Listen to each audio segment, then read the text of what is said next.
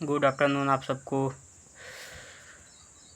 कैसे हैं आप सब लोग? उम्मीद करता हूँ अच्छे होंगे। आज इस वीडियो में हम बहुत ही कम शब्दों में ये समझेंगे कि जो सिलेबस है यूपीएससी सीएससी एग्ज़ाम का, उसको बहुत ही कम शब्दों में या फिर बहुत ही छोटे वीडियो में समझेंगे। उसके बाद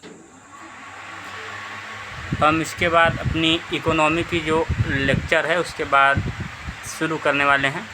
तो ये होता है कि छोटा सा एक सिलेबस को समझ लें, उसके बाद हम लेके चलते हैं। देखिए, यूपीएससी सीएससी एग्ज़ाम वैसे तो हर साल होता है, मगर इसका सिलेबस काफ़ी बड़ा है, जिस वजह से पेपर काफ़ी डिफ़िकल्ट होता चला जा रहा है। तो हम इसके पूरे के पूरे आयामों को समझेंगे और मेन चीज़ हम तीनों जो पैटर्न हैं उसको समझ लेते हैं। देखिए, पहले हमारा पीटी एग्ज़ाम होता है प्री, इसका जो है 2025 का अभी पेपर आ चुका है।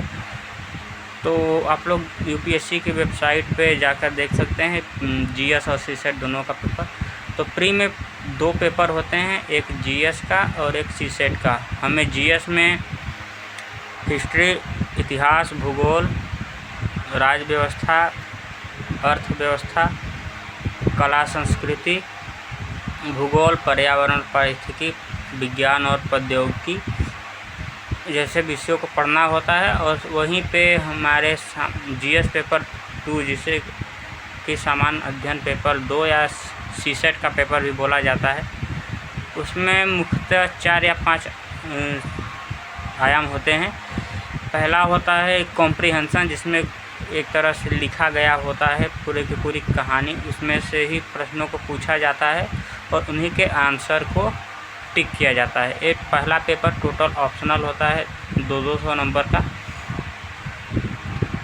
जीएस के पेपर में टोटल 100 क्वेश्चन आते हैं, जबकि सीसेट के पेपर में 80 क्वेश्चन आते हैं। इसमें सीसेट की पेपर की बात कर लें तो इसमें होते हैं रीजनिंग, कॉम्प्रिहेंशन, मैथ्स,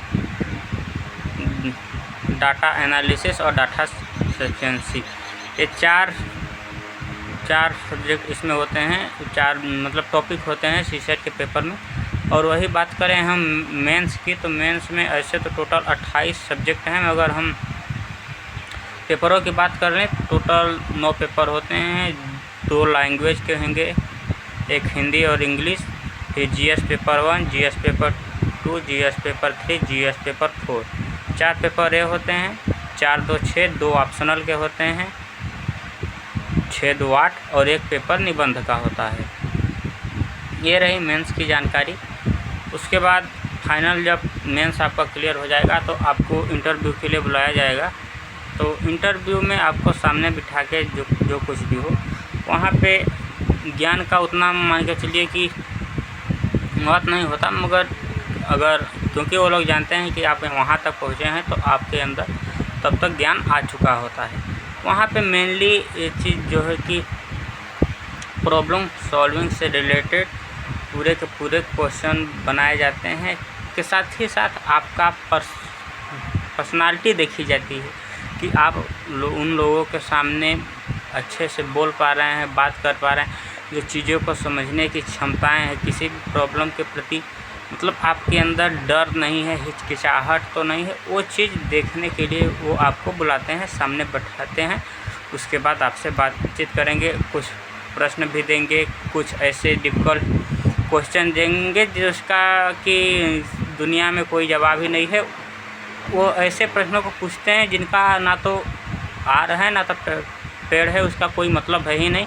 वो बस आपकी जो है कि अंदर की झिझकता को, आपको परेशानी के मतलब आप अगर वैसी परिस्थिति में फंसते हैं तो आपका क्या रिएक्शन देखने के लिए इंटरव्यू का मेन वैसे ही होता है। जैसे कि कुछ प्रश्नों में कि मुर्गी आई या अंडा, मान के चलिए कि कभी ऐसा पूछ लेंगे कि एक तरफ आपकी बीवी आग में जल रही है, दूसरी तरफ आपकी माताजी पानी में डूब रही हैं, तो इसमें आप पहले किसे बचाएंगे। तो फिर ऐसे ही प्रश्न पूछ लेंगे कि आप मान के चलिए किसी ज़िला के एसपी हो गए, आपके भाई ने इनकाउंटर कर दिया, आपने वहाँ सामने देखा, तो आप क्या करेंगे? उसे अरेस्ट करेंगे या फिर उसे छोड़ देंगे? तो मतलब ऐसे सवाल जो कि आपके पूरे के पूरे अंदर की इंसानियत को खींच के बाहर उगलवा देंगे वो लोग कि आप क्या करना चाहते हैं, आपके पूरे के पूरे मनोविज्ञान को समझने की क्षमता रखते हैं। तो ऐसे ही चीज़ों पे वो लोग काम करते हैं। बस यही 3 पैटर्न होते हैं यूपीएससी के। बाकी इकोनॉमी की क्लास हम शुरू कर रहे हैं, लेक्चर होगा सिर्फ, ऐसा नहीं कि मैं प्रॉपर समझाऊंगा, समझाते चलेंगे, लेक्चर होगा। यहाँ पे बोर्ड की कोई व्यवस्था नहीं होगी। जिस तरह से इसमें आपको हम बात कर रहे हैं बस उसी हिसाब से हम बस लेक्चर झाड़ते चले जाएंगे। Bye bye.